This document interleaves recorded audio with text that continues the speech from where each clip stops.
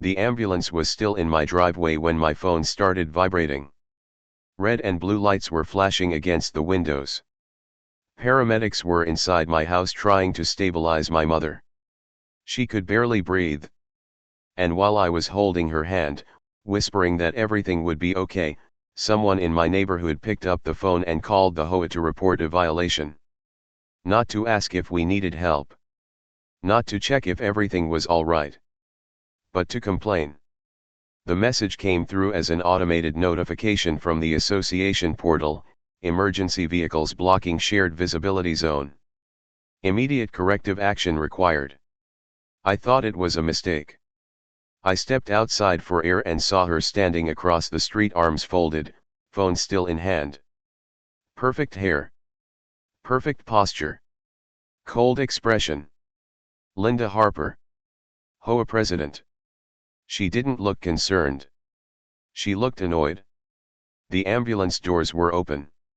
One paramedic was carrying equipment inside. My mother was 78 years old and had collapsed in the kitchen less than 10 minutes earlier. I hadn't even processed what was happening yet. I walked toward her. "Is there a problem?" I asked, trying to stay calm. "You're obstructing neighborhood sight lines," she said evenly. "Emergency vehicles must follow parking guidelines unless cleared by the board."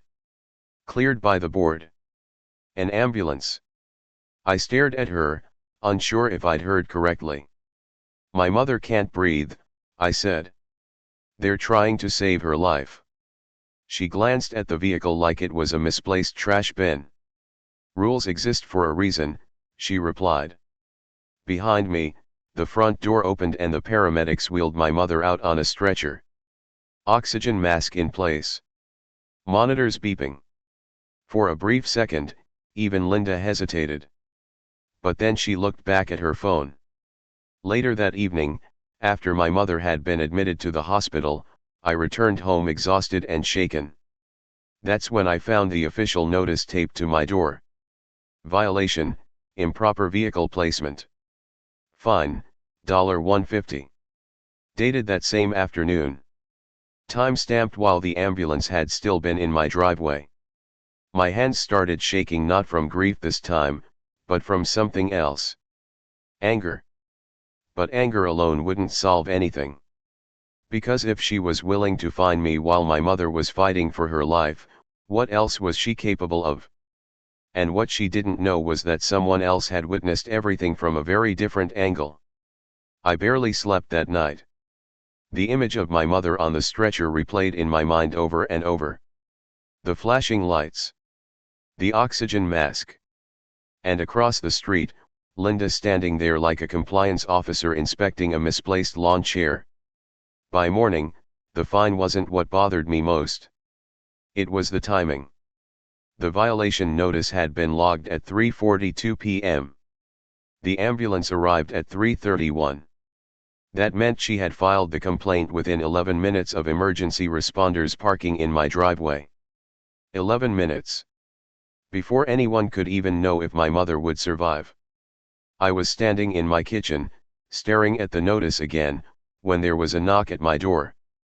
It was Mr. Alvarez from across the street. Retired firefighter. Quiet man. Kept mostly to himself. "I saw what happened yesterday," he said. His tone wasn't curious. It was deliberate. I stepped aside and let him in. He didn't sit down. He just stood near the doorway, arms crossed. "She didn't just make a call," he continued. "She walked into the street and took pictures. Multiple angles." "Pictures? Of the ambulance?" I asked. He nodded. "She kept saying something about documentation." That word made my stomach twist. Documentation. He reached into his jacket pocket and pulled out his phone. "I took some pictures too," he said. He turned the screen toward me. In the first photo, you could clearly see the ambulance in my driveway, lights flashing. In the second photo, you could see Linda standing near the curb, holding her phone up, camera pointed directly at the emergency vehicle. And in the third photo, You could see her smiling. Not concerned. Not stressed. Smiling. I felt something shift inside me. This wasn't a misunderstanding. This wasn't policy enforcement taken too far. This was intentional. She told me, Mr. Alvarez added carefully, that people exaggerate emergencies to break HOA rules. My hands tightened around the violation notice. Exaggerate. My mother had been unconscious. Paramedics had used a defibrillator inside my kitchen. There was nothing exaggerated about it. Did anyone else see? I asked. He hesitated. Mrs. Donnelly down the block. She was outside watering her plants. 2 witnesses. 2 angles. I thanked him and told him I might need those photos later. As he left, I looked down at the fine again. $150. For obstructing visibility. But something else caught my eye this time. The notice included a clause about repeat violations leading to escalated penalties. Repeat. This wasn't just about one fine. If I paid it quietly, it would validate the complaint. And if I challenged it, I would be challenging the HOA president directly. But before I made any move, I needed to know one thing. Had she done this before? I didn't go to work the next day. Instead, I sat at my dining table with my laptop open and the HOA portal pulled up on the screen. I wasn't looking for sympathy anymore. I was looking for patterns. If Linda had felt comfortable filing a violation during a medical emergency, then this wasn't impulsive. It was practiced. The HOA portal had a public archive section where enforcement summaries were posted monthly. Most residents ignored it. The reports were bland, technical, and buried under layers of menu tabs. But once I started reading, the numbers began to tell a story. Over the past year, emergency vehicle-related violations had increased by 300%. 300%. Before Linda became president, there were only 2 recorded complaints in 5 years regarding temporary emergency parking. In the last 12 months alone, there had been 9. 9 families fined for ambulances, roadside assistance, or short-term emergency stops. I clicked on one of the summaries. Violation, emergency vehicle blocking common lane. Fine, $125. Another. Violation, extended medical transport obstruction. The language was almost identical to mine. That's when I did something most homeowners never think to do. I cross-referenced dates with public social media posts. It took less than an hour to find a post from a woman named Karen Mitchell in our neighborhood Facebook group from 6 months ago. She had written, "Thank you to the paramedics who helped my husband during his heart episode today." The timestamp on her post matched the violation record in the HOA archive. She had been fined too. My chest tightened. I messaged her privately. She responded within minutes. I didn't fight it, she admitted. We were too overwhelmed at the time. How much was the fine? I asked. $125. It doubled when I didn't pay within 5 days. Doubled. There it was again. Escalation. I searched for 2 more names listed in the report. One family had moved out 3 months after their violation. The other had paid immediately. No disputes. No questions. Because when you're in crisis, the last thing you want is a legal argument with your HOA. That's what she was counting on. Silence. Stress. Compliance. But there was something else. In every case, the violation was logged within 15 minutes of the emergency vehicle arriving. That meant she wasn't reviewing reports later. She was monitoring in real time. Watching. Waiting. And documenting. I leaned back in my chair, realizing this wasn't just about strict rule enforcement. It was about control. Control over people during their most vulnerable moments. I looked again at Mr. Alvarez's photo, the one where she was smiling. That smile wasn't confusion. It was certainty. Certainty that no one would challenge her. But this time was different. Because this time, there were witnesses. And this time, I wasn't too overwhelmed to ask questions. And if I was going to challenge her, I needed more than outrage. I needed evidence strong enough to survive a public confrontation. And I knew exactly where to find it. The one thing Linda didn't consider was that our neighborhood had changed over the past few years. Doorbell cameras were everywhere. Driveway cameras. Security systems. People documented everything now, not because they expected conflict, but because it felt normal. And if she had been monitoring in real time, as the timestamp suggested, then somewhere, someone's camera would have captured her movements that afternoon. I started with Mr. Alvarez. His home security camera faced directly toward my driveway. He invited me in without hesitation. We rewound to the exact time my mother collapsed. 3:28 p.m. I was running outside waving down the ambulance. 3:31 p.m. the ambulance pulled in. 3:33 p.m. paramedics entered my home. And then at 3:36 p.m., Linda stepped into frame. She wasn't rushing. She wasn't checking if anyone needed help. She stood in the middle of the street, lifted her phone, and began taking photos. 3 separate angles. Then she walked toward the curb and zoomed in closer. The timestamp showed she remained there for nearly 4 minutes. Watching. Filming. Documenting. Not once did she approach my door. Not once did she ask if everything was okay. Then at 3:41 p.m., she stepped aside, typed something into her phone, and walked back toward her house. The violation notice had been logged at 3:42 p.m. 1 minute later.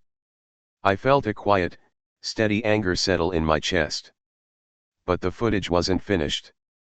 At 3:45 p.m., Mrs. Donnelly appeared in frame from down the street. She approached Linda and gestured toward my house. Even without audio, the body language was clear. Concern. Linda shook her head dismissively. Then, and this was the moment that changed everything, she laughed. Not loudly. Not dramatically. Just a small, visible laugh while pointing toward the ambulance. We replayed that segment 3 times. It wasn't ambiguous. It wasn't misinterpreted. It was unmistakable. Mr. Alvarez looked at me and said quietly, "That's not enforcement. That's cruelty." Cruelty. That word stuck with me. Because policies can be debated. Rules can be misunderstood. But cruelty is intentional. And intentional actions carry consequences. I copied the footage onto a flash drive. Then I visited Mrs. Donnelly. Her driveway camera captured the interaction from another angle. Clearer. Closer. In her footage, you could see Linda mouthing words while pointing at the ambulance. Though there was no audio, Mrs. Donnelly told me exactly what she heard that day. She said, "Maybe this will teach them not to block the street." Teach them. My 78-year-old mother gasping for air was, to her, a lesson. I went home that evening knowing one thing for certain. The fine wasn't the real issue anymore. The issue was her judgment. And the only place to challenge that judgment was in front of the entire community. But confronting her privately wouldn't work. If I was going to do this, it had to be public. And it had to be undeniable. By the time I finished collecting the footage, I wasn't just angry. I was prepared. But confronting someone like Linda required more than evidence. It required structure. Procedure. A platform she couldn't control. So I turned to the HOA bylaws. Buried in Article 7 was a clause most residents had never read: any homeowner could request a formal hearing to dispute a violation, and that hearing had to be placed on the agenda of the next scheduled board meeting. Not a private review. Not an email exchange. A recorded, minuted, public meeting. Perfect. I submitted my written dispute the next morning, attaching a brief statement, violation issued during active medical emergency. Request formal hearing. Within hours, I received a response from the HOA office.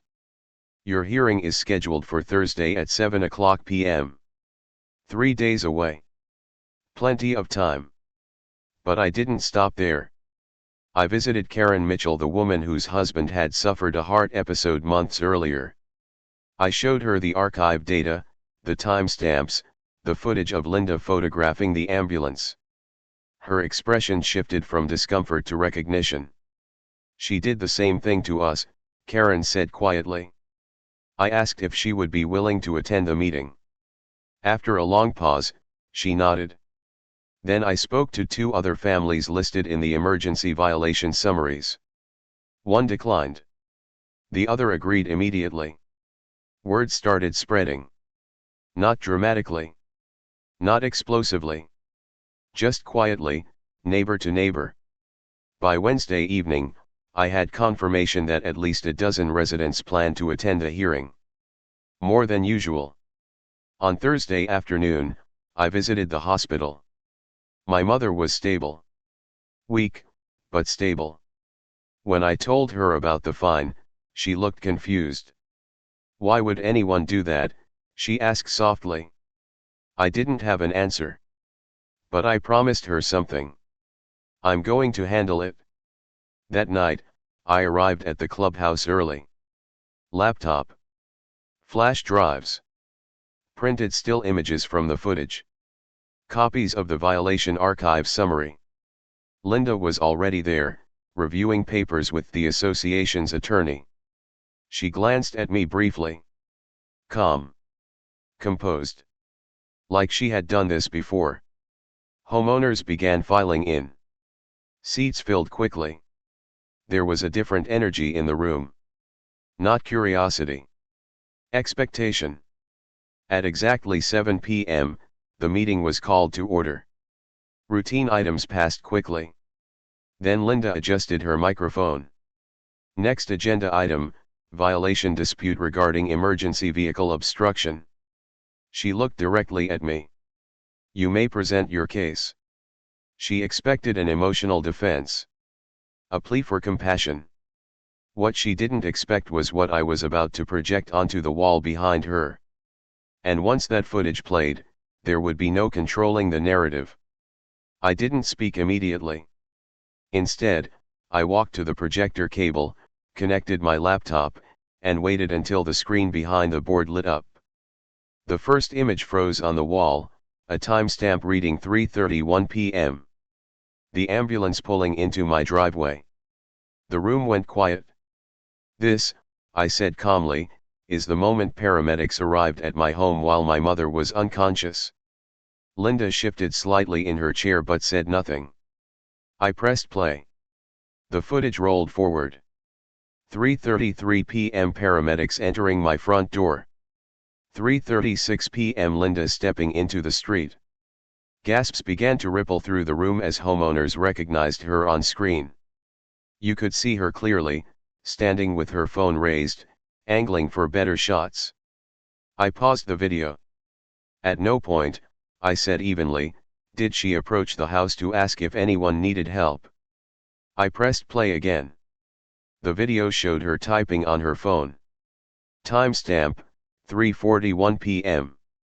Then the violation notice timestamp appeared on the next slide I projected.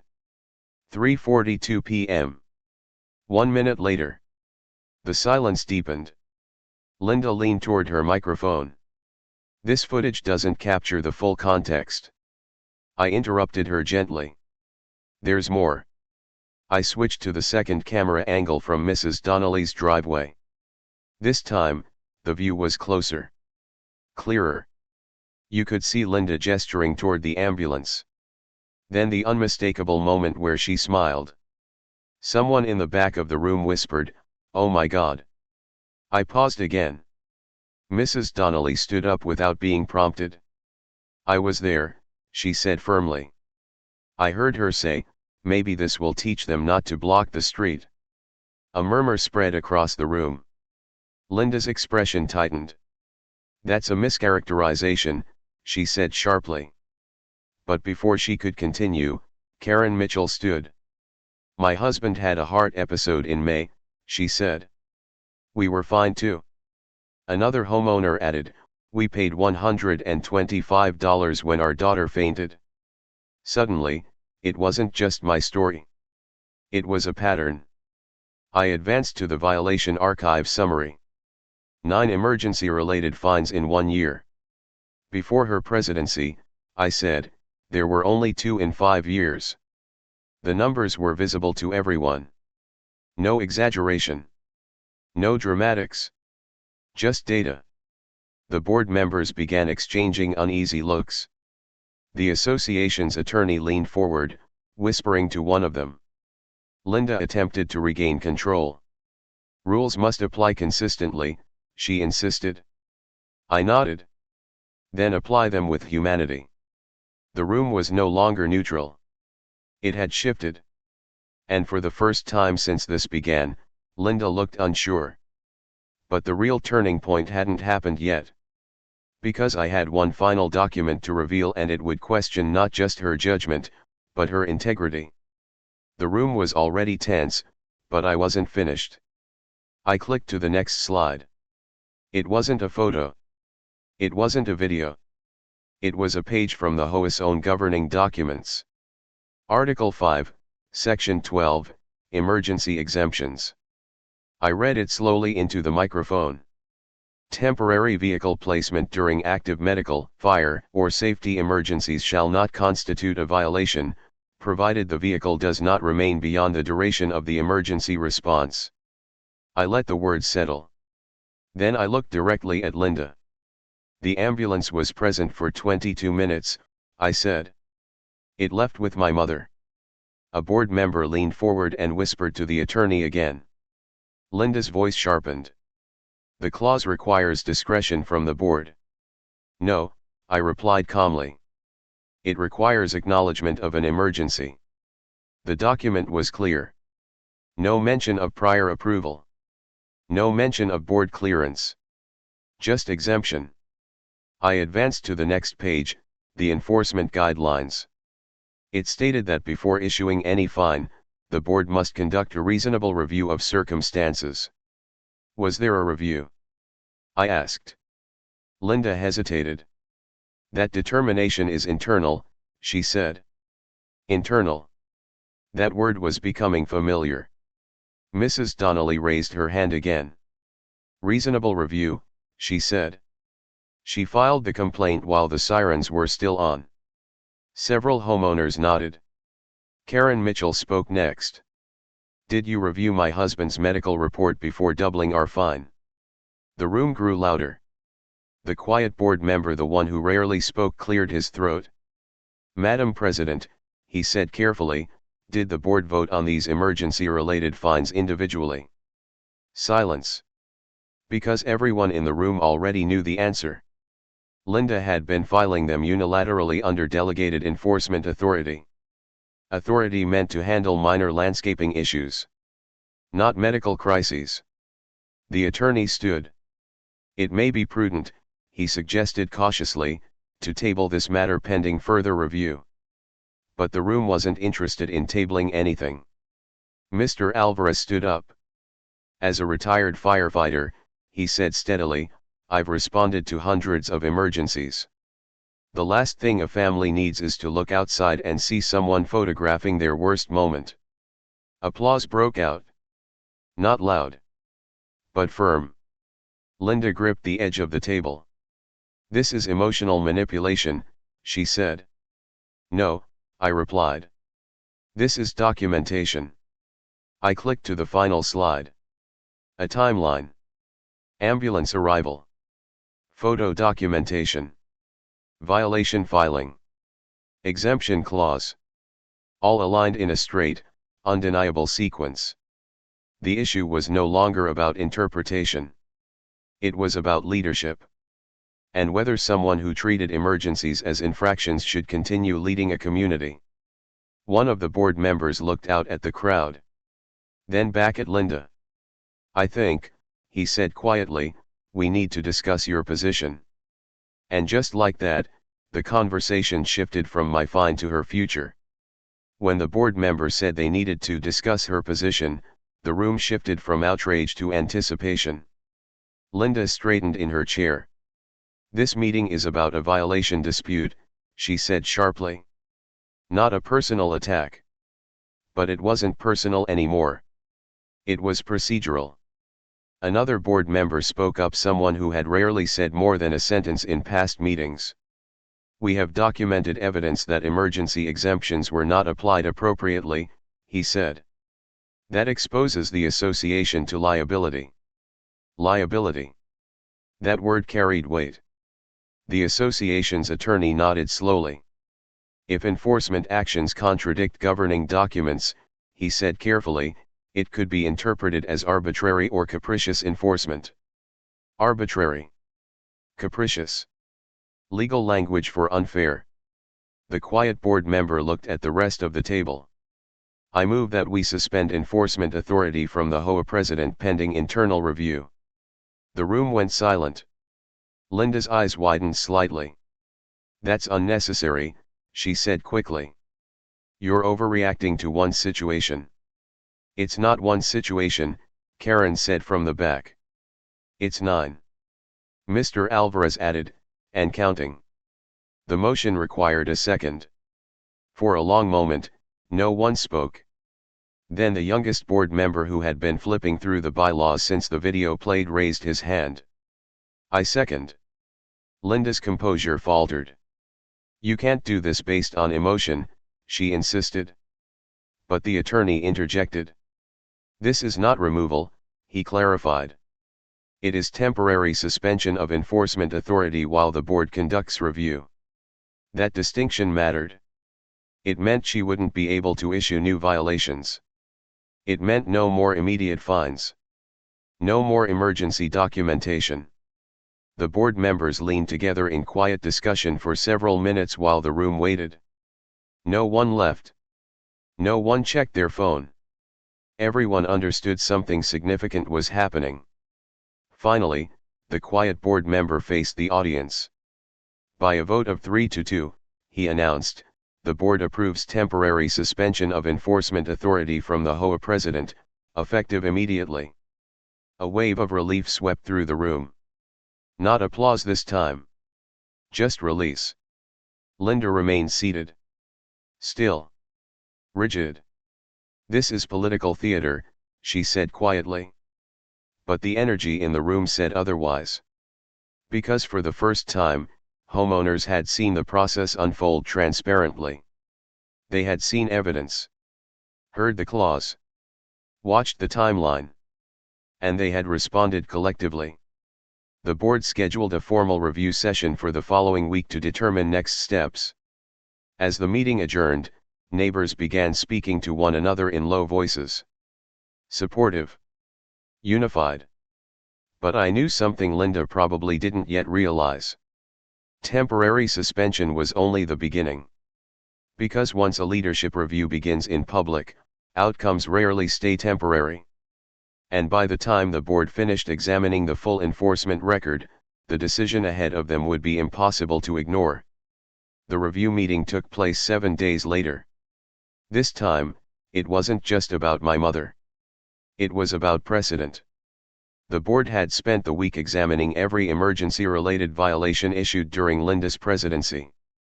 They reviewed timestamps, body camera requests, portal logs, exemption clauses. And what they found wasn't complicated. In every case involving medical or safety emergencies, the exemption clause had been ignored. No written justification. No documented review. Just automatic fines. The clubhouse was full again when the final decision was announced. Linda sat at the end of the board table, no longer presiding. The attorney stood first. The review determined that enforcement authority was exercised inconsistently with Article 5, Section 12, he said. Specifically, emergency exemptions were not applied as required. The quiet board member spoke next. Leadership requires judgment, he said. And judgment must reflect both policy and humanity. Then came the motion. I move that we formally remove the HOA president from her position, effective immediately. It was seconded without hesitation. The vote was unanimous. 5-0. There was no dramatic outburst. No shouting. Just a decision. Linda stood slowly. For a moment, it looked as if she might argue. But she didn't. She gathered her papers, avoided eye contact, and walked toward the exit. The door closed behind her. And just like that, her presidency was over. The board immediately voted to dismiss all emergency-related fines issued during her term. Mine included. Karen's included. Every single one. The next week, the association distributed a written policy clarification stating that emergency vehicles were exempt from violation under all circumstances involving active response. Clear. Unambiguous. Permanent. When I visited my mother at home after her discharge, she asked what happened with the parking problem. It's handled, I told her. She smiled faintly. The truth is, this was never about a parking violation. It was about leadership under pressure. About whether authority would be used to support neighbors or control them. Linda believed rules were strength. But strength without compassion becomes something else. And in the end, it wasn't outrage that ended her career.